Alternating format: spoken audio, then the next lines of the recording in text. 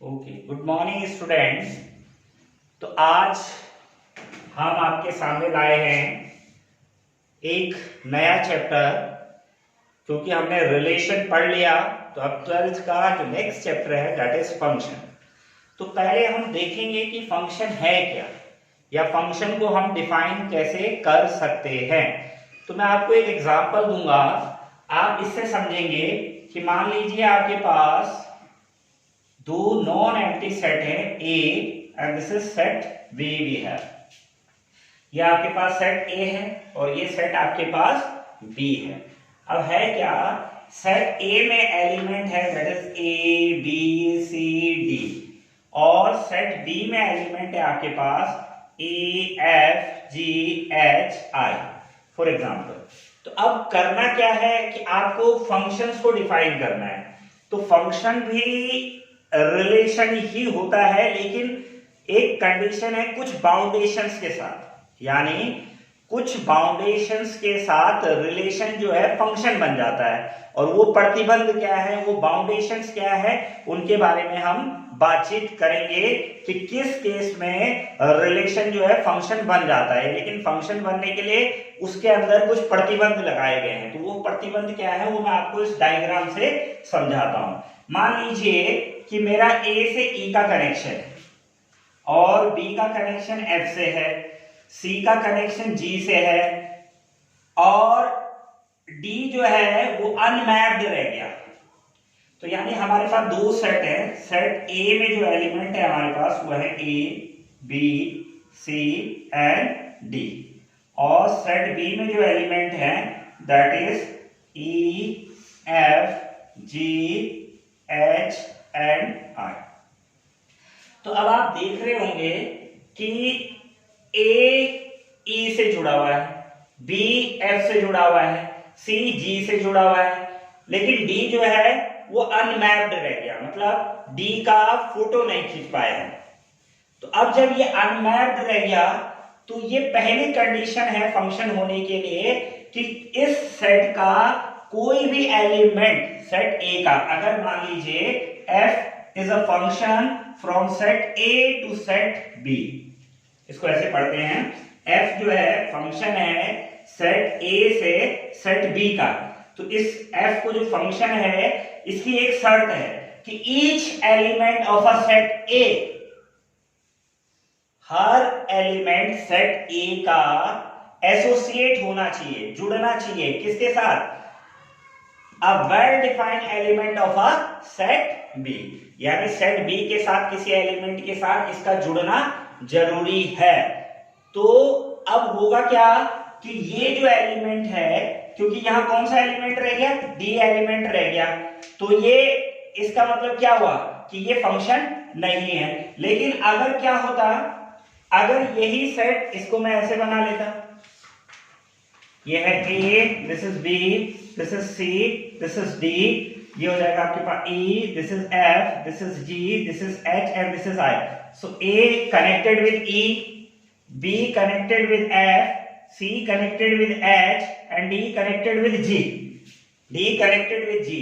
तो अब आप क्या देख रहे हैं कि A और ये सेट B है आपके पास। तो इसका क्या मतलब हुआ कि यहां पर क्या था कि यहां पर सेट A का एलिमेंट जो D है that is not connected with, जो है किसी एलिमेंट के साथ, इसके साथ जुड़ा हुआ नहीं है।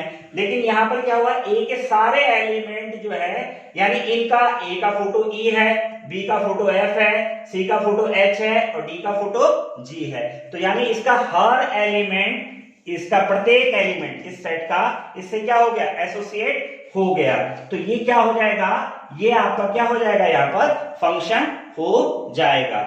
सो फंक्शन क्या होता है, फंक्शन को हम डिफाइन कैसे करते हैं कि फंक्शन इज डिफाइंड एज, तो फंक्शन भी क्या है, जैसे मैंने आपको बताया था, फंक्शन भी अपने आप में क्या है, सबसेट है A क्रॉस B का। फंक्शन भी अपने आप में क्या है, सबसेट है A क्रॉस B का। A क्रॉस B मैंने बताया थे आपको ऑर्डर पेयर। लेकिन इस फंक्शंस के साथ एक कंडीशन है जो रिलेशन के साथ कोई कंडीशन नहीं थी, रिलेशन के साथ कोई कंडीशन नहीं थी, ये रिलेशन हो सकता था। लेकिन फंक्शन में क्या है, फंक्शन में एक कंडीशन तो ये डाल दी कि हर एलिमेंट जो है, पहली कंडीशन क्या डाल दी, ईच एलिमेंट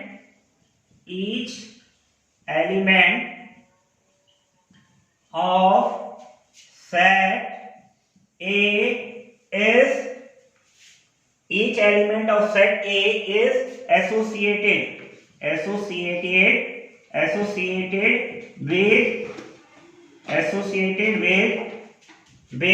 element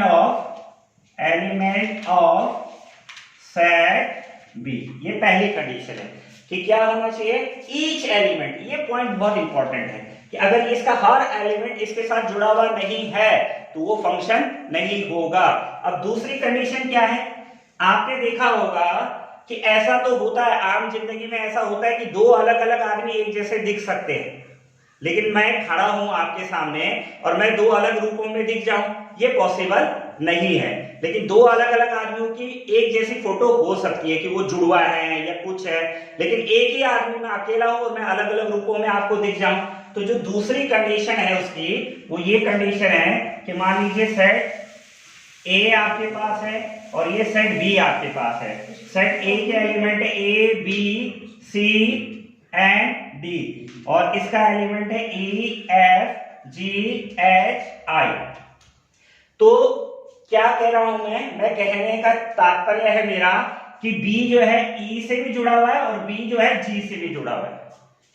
अब आप इसको ध्यान से देख रहे होंगे कि ऐसा तो हो सकता है, कैसा कि A और B जो है, A का फोटो भी E हो जाए और B का फोटो भी E हो जाए, ये तो पॉसिबल है। ये मैनी वन फंक्शन होता है जो, वो यही होता है। लेकिन ऐसा पॉसिबल नहीं है कि ये जो B है अभी E रूप में भी दिख रहा है और ये B जो है ये G रूप में भी दिख रहा है। मतलब एक आदमी के दो अलग अलग फोटो आ गए। कैमरे वाले ने फोटो मेरा ही खींचा, लेकिन एक मेरा फोटो जो है वो अभी कुछ और आ गया और अभी कुछ और आ गया। तो दूसरा जो बाउंडेशन है फंक्शन के लिए, वो यही बाउंडेशन है कि इसके सिंगल एलिमेंट को यहां जो है ये डबल के साथ नहीं जुड़ सकता। ये दूसरी कंडीशन है इसकी कि single element of a set A is can not be connected या associated with two different element of set B। ये this is the second condition, that the single element of set A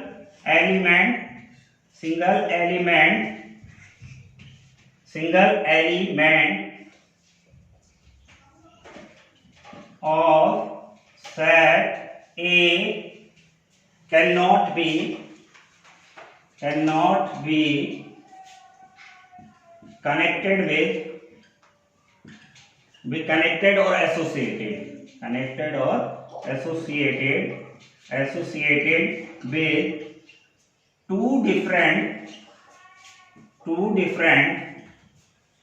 different element of set B। मतलब समझे आप, बहुत clear हो गया है कि दो कंडीशन है, यानी हर रिलेशन इन दो कंडीशनों को लेकर फंक्शन बन सकता है। प्रत्येक रिलेशन अगर इन दो कंडीशनों को होल्ड कर ले, जो रिलेशन इन दो कंडीशनों को होल्ड कर ले, पहली कंडीशन क्या है कि different element of set A, each element of set A is always going to be associated with a different element of set B. Clear? And the second conditions we have, a single element of set A cannot be associated with two different element of set B. So with these two foundations, these two limitations, our relation will be behave as a function। क्या हो जाएगा? Relation क्या बन जाएगा? Function. तो यहां से हम एक और कंक्लूजन निकाल सकते हैं, क्या कह सकते हैं कि हर फंक्शन तो क्या है, रिलेशन है। Every function be a relation, but every relation not necessary to be a function. मतलब क्या हो गया कि हर एक जो फंक्शन है, every function be a relation, इसको हम ऐसे लिख सकते हैं, every function be a relation, every function be a relation. So तो बच्चों क्या है कि हम कहां पर पहुंचे कि फंक्शन की जो डेफिनेशन है उसको हम इस तरीके से डिफाइन कर सकते हैं कि consider two non empty set A and B, then a rule F which associated each element of a set A to a unique well defined element of a set B is called a function। जैसे मैंने अभी आपको समझाया कि क्या है, एक unique which associate each element of a set A to a unique well defined element of a set B, इसको क्या कहेंगे हम, फंक्शन। नाउ अब मैं आपको कुछ एग्जांपल फंक्शंस के आपको कुछ क्वेश्चंस हैं और मैथमेटिकली या सिंबॉलिकली आप फंक्शंस को कैसे लिख सकते हैं, f such that a to b। अब जैसे मान लो मेरे पास एक क्वेश्चन है, मान लो ये प्रॉब्लम है हमारे पास कि x सेट x दे रखा है x y z के, मान लो आपके पास दे रखा है सेट x आपके पास है x y z के, x y z के, x y z के, ये दे दिया आपके पास x y z और k, x y z के, और सेट y आपको दे दिया 1 2 3 4 1 2 3 4। अब आपसे पूछा गया है कि क्या चेक करके बताइए कि ये फंक्शन होगा कि नहीं होगा, x 1 y 2 z 3 and k 4, x 1 y 2, यानी x 1 से जुड़ा है, y 2 से जुड़ा है, z 3 से जुड़ा है और k किससे जुड़ा है, 4 से जुड़ा है। तो ये फंक्शन होगा कि नहीं होगा, क्योंकि ये फंक्शन की डेफिनेशन तो जो मैंने अभी आपको बताया कि each element of the set A is differently, इसका हर एक एलिमेंट जो है कनेक्टेड होना चाहिए सेट B से, तो ये ओके है, ये क्या हो जाएगा आपके पास, ये फंक्शन है। अब अगर आप देखें जो फंक्शन g दे रखा है x 1, x तो 1 से कनेक्टेड है, y 1, y भी किससे कनेक्टेड है, y is also connected with 1, y is also connected with 1 and k connected with 4 and k connected with 4, k किससे कनेक्टेड है, 4 से कनेक्टेड है। तो अब आप बताइए कि ये फंक्शन होगा कि नहीं होगा, क्योंकि अभी मैंने आपको बताया था कि सेट A का कोई एलिमेंट क्या नहीं रहना चाहिए, ब्लैंक नहीं रहना चाहिए, जो उसके साथ ना जुड़ा हुआ, तो इसमें कौन ब्लैंक रह गया, z ब्लैंक रह गया, सो इसलिए ये क्या नहीं होगा, ये फंक्शन नहीं होगा, तो ये function no, this is not a function. अब तीसरे पे आप आते हैं कि x जो है 1 से जुड़ा है, x 2 से, और x जो है अब की बार किससे जुड़ गया। तो अब हमारा जो थर्ड क्वेश्चन है, h जो है ये क्या दे रखा है कि ये दे रखा है हमको कि x जो है 1 से कनेक्ट है, x जो है 2 से कनेक्ट है, और x जो है 3 से कनेक्टेड है, और k जो है वो 4 से कनेक्टेड है। तो क्या ये फंक्शन होगा, तो देखिए x 1 से कनेक्टेड है, x जो है x connected with 1, x connected with 2 also, x connected with 3 also and k connected with 4। सो आपको क्या लगता है कि ये फंक्शन होगा कि नहीं होगा। तो मैंने अभी कहा था कि इसके दो डिफरेंट एलिमेंट तो सिंगल एलिमेंट से कनेक्ट हो सकते हैं, पर ये अकेला अपने अलग अलग रूपों में नहीं दिख सकता, तो ये भी क्या नहीं होगा, फंक्शन नहीं होगा। तो इससे मुझे लग रहा है आपको फंक्शन काफी कुछ क्लियर हो गया होगा। अब थोड़ा सा मैं इसमें दो चीजें और जोड़ना चाहूंगा कि जैसे फंक्शन है हमारा a to b, तो अब मैं इसमें तीन चीजें आपको और बता रहा हूं, डोमेन, कोडोमेन